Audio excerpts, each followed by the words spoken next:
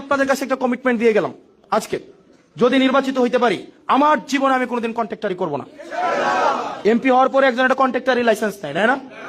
আমি যে এমপি হওয়ার পরে যে একটা গাড়ি কিনে নাও, যে ট্যাক্স ফ্রি গাড়ি একটা দুইটা কিনতে পারে জনগণের টাকায় হারামিগুলা, এই ট্যাক্স ফ্রি গাড়ি হাত দিয়েও ছুঁয়ে দেখবো না। এবং এমপি হওয়ার যে বেতনটা, এই বেতনটা ছাড়া একটা টাকাও ছুঁয়ে দেখবো না।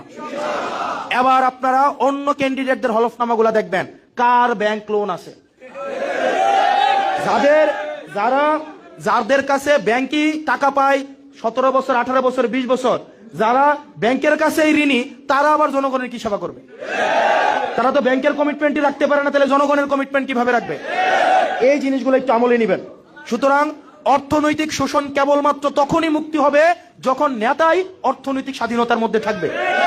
আমার ভাত কাপড়ের নিয়ে চিন্তা নাই, টেনশন নাই, আমার চিন্তা যেহেতু নাই, টেনশন যেহেতু নাই, এবং আমি বিশ্বাস করি আমার নেতা কর্মীরা চাঁদাবাজি করবে না, টেন্ডারবাজি করবে না, সুতরাং আমি স্বাধীনভাবে কাজ করতে পারবো। এখন আমার নেতা কর্মীরা যদি চাঁদাবাজ হয় আর গুমতি নদীর মাটি কাটে, সেই জায়গায় আমি কখনো অর্থনৈতিক মুক্তি আমি দিতে পারবো না।